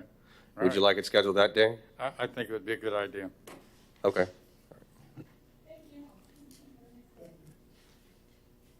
Anything else, sir? I have a question Yes, of sir. Mr. Parrish. Dwight. Yes, go ahead. We rushed through the 2040 comp plan, and it was scheduled to go to council in September, and they have not yet discussed it. They have not. And so the reason why is because we couldn't meet the deadline with the revised presentation. We were working that plan. And then further discussion, it was decided that we should probably wait until a little bit later so that we can have a series of meetings with the council members to bring them up to speed.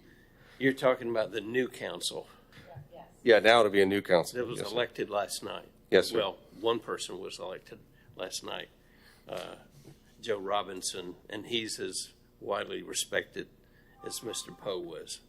Mr. Robinson will take office on November 24th, and thereafter the city will acclimate him to the 2040 plan, and that was intended to have the whole council on board.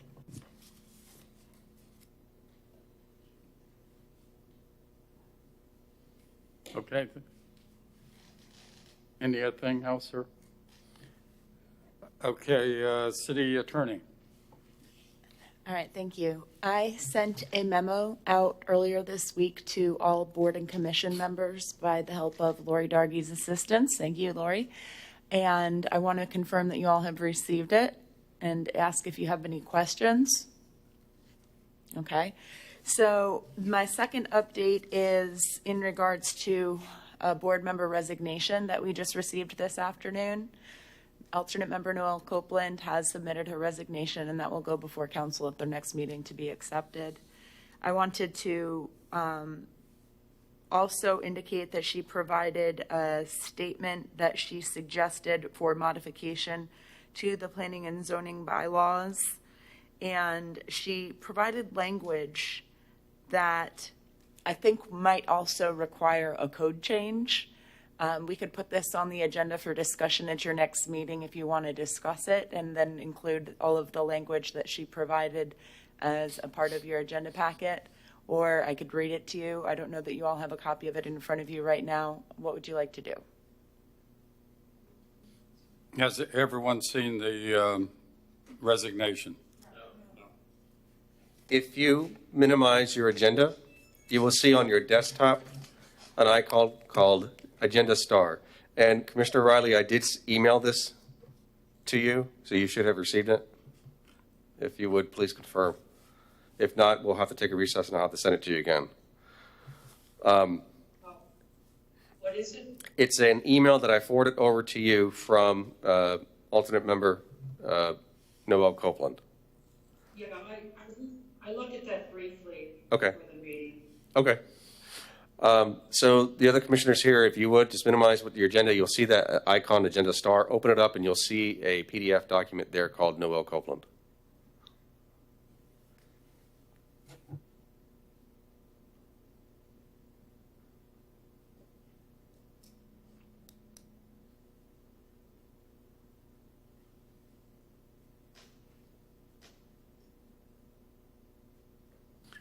Let me just say,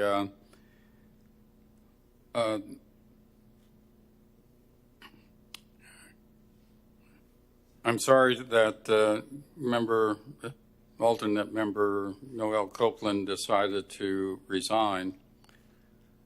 She certainly has served the city well and has filled in on a number of occasions and provided valuable input. I think at some point in time, as I read the bylaws, this is presented to us, and then you can't take action tonight. It has, in essence, be advertised, and then at a future meeting, we could consider it if you want to move forward with this suggestion. And perhaps the attorney may suggest that we have some alternate language. But I think it's unfortunate. I don't want to be too controversial, but I agree with some of the things that she says. I understand her concern that the virus has not gone away, and she would have continued attending virtually or other means if that was possible. Certainly amending the bylaws is one option, but I think seriously this commission ought to consider asking the city council to adopt a resolution allowing boards and commissions, as long as they have a quorum present, other members during the duration of this virus, because it has not gone away, can attend virtually if they desire to do so. I think that's only fair and reasonable, and recognition of respect for one another and the health of one another. And I think the city council should honor our request and respect and not say, well, you have to attend unless you're truly sick or have some other really valid excuse for not attending. And I don't know how members of this commission feel, but I think city council should respect boards and commissions enough that they should accommodate us in that regard. And out of respect, and right or wrong, whether we like it or not, most all of us are 65 or older. Some of us are. I'm for one. And I understand we fall into certain categories, and we should, if we feel the need that to attend virtually, that we're allowed to do so, as long as we have a minimum number of people here. Member Murray, you have a comment? I asked someone about the interpretation of the governor's letter, and my understanding is that you can have people that aren't in the room, but you must have a quorum within the room. So I don't think that's kind of up for debate, so they could. One of the things that she has in her letter that I think is important to acknowledge is that currently the alternates need to be in attendance. And that, to me, what I see her saying is something that I completely agree with, and it would be a code change, and that is that should they need to be called upon, when a vacancy has recently come open, several very qualified people I talked to for those alternate positions did not want to make a commitment to sit through a meeting that they were not going to be able to vote on, but they would have read the minutes or watched the video in order to stay informed. But it was a big commitment to kind of hang out in the back of the room. So I would like to, in my opinion, see where again, they're informed that they need to be here, and that they would. But if they're not needed, if we know we're all going to be here, I think it would broaden our potential participants if they weren't required to stay. And right now, it does require them to stay. What if there's a conflict of interest with one of the members who are present? The member who's attending virtually will have to attend. You said that they don't like to be here, knowing that they can't, won't be able to vote on an issue. But if they attended virtually, they have to fill in for someone who has, say, a conflict of interest, they would still have to. Would we not know a conflict of interest ahead of time? Maybe. I would. The attorney has a comment. Two things. The agenda is prepared with enough information that a member should be able to identify if they have a conflict by reading it in advance of the meeting. And the proposal does ask for a member who has a conflict to indicate so. The other thing that I wanted to mention, I almost lost my train of thought, was briefly mentioned in my memo, and it is in regards to the type of item being presented before the board and the virtual meeting analysis, as it varies based on whether or not the item is quasi-judicial or not. And so the deference to the applicant and the standard of evidence presented is different for quasi-judicial items. And if I have remote participants who are not able to have the same level of review of the evidence being presented by way of not being able to hand or put their hands on something that was handed out by an attorney presenting an application or something like that, then I would have concern with the number of virtual participants who may not have that evidence. We'd have to call a recess. And of course, I'm saying that so you know that that's a process that I would want to follow through with in the event that we have virtual participants in a quasi-judicial hearing. If it's a workshop where no decisions are being made, then I think that the standard of my analysis of whether or not someone's participating virtually is much different, right? Like if we're just talking about trees and everybody's able to hear each other and not having any evidence distributed, then all of those factors come into play.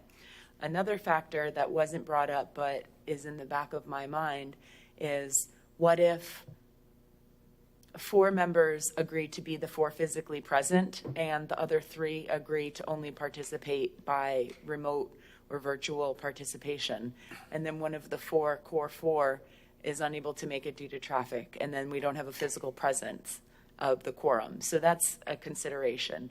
And also the race to the finish line of being one of those 3 and not one of the 4 that's required to be here, or vice versa.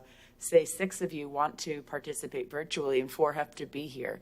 Those are all considerations that we have thought about in this process. Now, none of that is meant to sway any of your decisions, just ideas and considerations that I have had as I've thought about the different nuances of these types of policies. Hopefully that doesn't confuse you, but provides clarification on why I wrote the memo and why the City Council has announced their position when they were asked at the last meeting. The Attorney General's opinion that came out prior to COVID still applies, where it says that if there's an emergency or exigent circumstances, then a board member can provide notice in advance of the meeting. Alternate member Riley has done so. She provided advance notice that she intended to participate virtually. She expressed her concern of the reason why she is doing so. After 3 consecutive meetings of not attending in person, then I think that is on staff to notify the City Council and to figure out if there's going to be a continued allowance for virtual participation, which was the suggestion of the chairman as far as a resolution to excuse virtual participation as not being an absence, or something to that effect. I think that's a concern. Well, I just think that why don't we address this issue up front? Since the governor's is expired, the City Council can easily adopt a resolution allowing us to participate virtually if we're concerned about getting the virus. I don't personally have a problem with that whatsoever, we will know in advance if it's a quasi-judicial item, and we can stress the necessity of either physically being present or not being present, if you can't physically review every item of evidence, you probably can't vote on it. So there's a ways of addressing that, but I just think that we need to accommodate the commissioners, and I think that's only fair and reasonable, and I don't know why the city council wouldn't do that up front. Rather than running this risk, if I don't show up at 3 meetings, I'm out of here. And I don't think that's fair to the commissioners. If we want to amend the bylaws, certainly we can do that. But I would just simply ask, as chairman of the commission, if you could convey that on to the powers that be. Council, consider adopting a resolution allowing some flexibility. I don't see a problem with that as a temporary measure, and I don't see where the governor issues executive orders, council can issue their executive order if they choose to do so. Any other commissioners have any thoughts about this subject? Okay. Anything else, City Attorney? Yes, sir. Okay.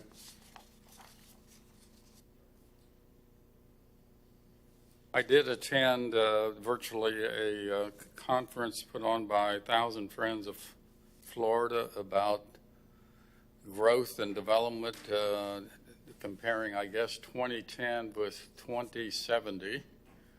And I thought it was very worthwhile, and some of the concerns, assuming there's going to be growth in Florida, which there's going to be, and their projections based upon recommendations or analysis by the University of Florida as far as where that growth is going to occur, how much of land is going to be consumed. One of the things that I think that was emphasized to me, we may need to change our thinking some about allowing greater smaller lots and greater density, intensity, so we can preserve some wetlands, conservation lands, tree tracts and the like, as a proper balance between the two, because that 20 million additional residents is going to occur, and it's how you're going to fit them on the land and preserve some green space in Florida. And one of the other major concern is water supply. What about water? And if any of you want to, I think you could see that advice, recommendation, approach that they took. I thought it was very worthwhile.